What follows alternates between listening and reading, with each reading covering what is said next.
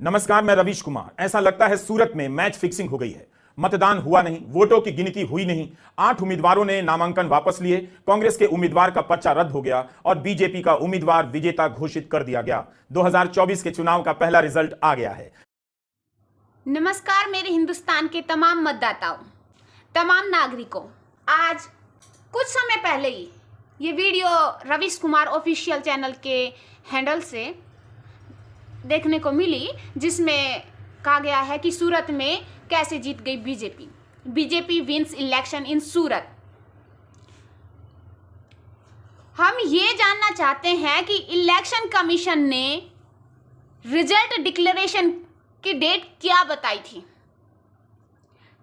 क्या ये 22 या 23 अप्रैल थी? फिर आज इलेक्शन का रिजल्ट डिक्लेयर कैसे हुआ? क्या ये इलेक्शन कमीशन का बायस्ड एक्शन नहीं है? क्या ये नहीं दिखाता कि इलेक्शन कमीशन बायस्ड है? उसने ये रिजल्ट कैसे डिक्लेयर कर दिए?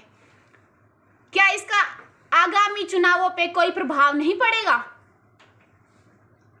क्या इसने मतदाताओं के अधिकारों का हनन नहीं किया? इलेक्शन कमीशन ने यह कैसे डिक्लेयर कर दिया कि किसी भी मतदाता ने, एक भी मतदाता ने सूरत के ने नोटा का बटन नहीं दबाना था? उनके मत डालने के अधिकार का हनन करने का अधिकार इलेक्शन कमीशन को किसने दिया? आज एक मतदाता होने के नाते जो मैं महसूस कर पा रही हूं, आइए जानने की कोशिश करते हैं कि क्या कोई हिंदुस्तान का दूसरा मतदाता भी ऐसा ही महसूस कर पा रहा है। सर, मैं जानना चाहती हूं कि अगर आपके क्षेत्र में किसी एक पार्टी के कैंडिडेट का पर्चा नामांकन सही और बाकी प्रस्तावक हो या कोई वापस नाम ले ले और बाकियों के नाम पर्चे रद्द कर दिए जाएं, तब रिजल्ट डिक्लेयर कर दे इलेक्शन कमीशन अगर, तो आप क्या महसूस करेंगे? आपके इसमें कई सवाल छुपे हुए हैं। पहला, क्या मतदाताओं के साथ ठग का काम हुआ, ठगी हुई? हाँ। अब हमें नहीं पता कि ये कानून की भाषा में ठगी है, चीटिंग है, फ्रॉड है, उसके राइट का हनन जरूर है। हाँ, उनके राइट का हनन ही ठगी है। हमारा कहने का अभिप्राय यही है। हमारी कानूनी भाषा में फेरबदल हो सकता है, हमें नहीं पता कानूनी भाषा क्या है। धोखा सरेआम है कि हमें अपना सूरत के लोगों को अपना मत अधिकार का उपयोग करना था, चाहे वो जो बटन दबाते, चाहे वो नोटा ही दबाते। पहला उनका अधिकार छीना गया, चाहे उनका पर्चा रद्द करके, चाहे उन्होंने मिली भगत करके फॉर्म नामांकन विड्रॉ करके किया। इस तरह से चुनाव में धांधली नहीं होनी चाहिए, इस पे तुरंत रोक लगे।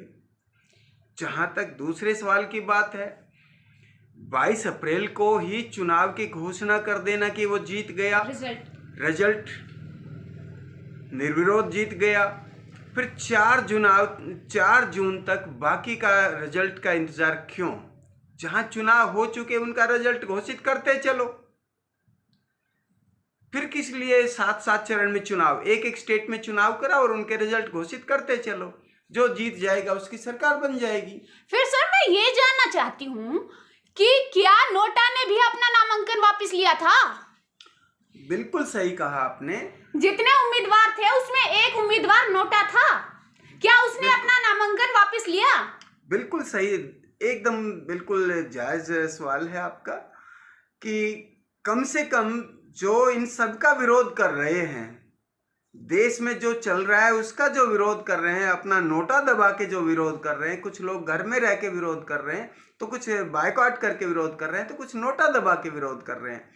तो बाकी का तो हनन, मत अधिकार का हनन हुआ या नहीं हुआ, क्योंकि वो दूसरे ढंग से मत बायकॉट कर रहे हैं, बहिष्कार कर रहे हैं। लेकिन जो नोटा दबा के बहिष्कार कर रहे थे, उनका मत अधिकार छीनने का अधिकार किसी डीसी या स्थानीय निर्वाचन अधिकारी को या चुनाव आयोग को या किसी भी अन्य शख्स को कैसे दिया जा सकता है?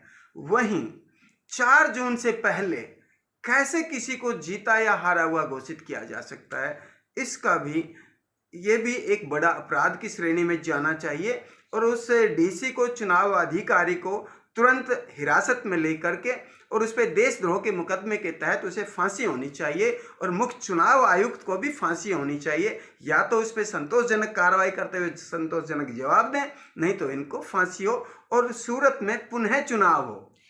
सर, सूरत में ही नहीं, सारे इलेक्शन पे प्रभाव डाल दिया इसने। आगे इलेक्शन का औचित्य ही कहाँ बच गया। बिल्कुल बिल्कुल एकदम सही कहा। और इस तरह से अगर और क्या इलेक्शन कमीशन अपने आप से ऐसा निर्णय ले सकता है? उसका खुद का क्या हित होगा? नियमों के विरुद्ध जाना या फिर नियम है या नहीं है, अपनी कही हुई लाइन की 4 जून को डिक्लेयर करेंगे रिजल्ट, उससे पहले डिक्लेयर करने में इलेक्शन कमीशन को अपने ही शब्दों को चबा जाने में क्या हित है? क्या इसके पीछे किसी का हाथ नहीं है? क्या बैठी हुई सरकार का हाथ नहीं है? क्या अंदेशा नहीं जाता इस तरफ? इस तरह तो सरकार की अपेक्षा किसी आतंकवादी का भी षड्यंत्र इसमें हो सकता है। पिछले 10 साल से सरकार ही कोई आतंकवादी चला रहा हो। चुनाव आयुक्त तो हो सकता है किसी आतंकवादी के धमकी के अंडर में काम कर रहा हो, क्योंकि ये हमारे हरियाणा में कहावत है, चाचा की भतीजा लिख देवा सही है ना, ऐसा बोले है ना हमारे। बिल्कुल बिल्कुल। तो ये तो चुनाव आयोग ने वैसे कर दिया कि हमारी मर्जी हो हम 4 जून को रिजल्ट डिक्लेयर करें, हमारी मर्जी हो हम 22 अप्रैल को घोषित करें। ये तो बहुत गलत है। या तो जहाँ जहाँ चुनाव होते जाएं वहाँ की घोषित करते जाओ हार जीत, या सभी का एक साथ करो। एक साथ में एक म्यान में 2 तलवार तो नहीं समा सकती। एक ही समय में 2 प्रकार के आपके खुद के बनाए हुए 2 प्रकार के नियम नहीं हो सकते। एक जगह आप कुछ लागू करते हैं, दूसरी जगह कुछ लागू करते हैं।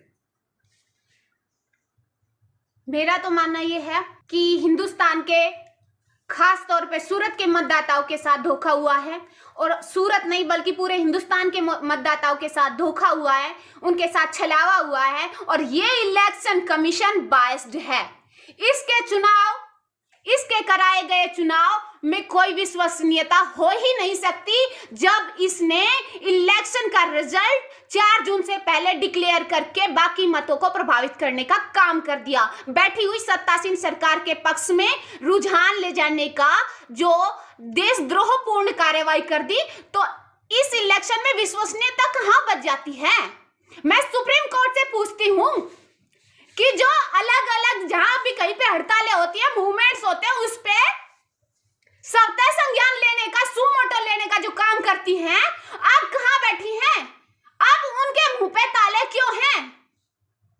सीजेआई, हाई कोर्ट के जजेस अब चुप क्यों हैं? देखते हैं न्यायालय किस दिशा में है। उनकी तराजू सत्ता पक्ष की तरफ झुकी हुई है या आम नागरिकों के लिए तराजू संतुलन में है? हमें आम नागरिकों के पक्ष में झुकी हुई तराजू नहीं चाहिए, हमें मतदाताओं के पक्ष में झुकी हुई तराजू नहीं चाहिए, लेकिन हमें न्याय चाहिए। जय हिंद।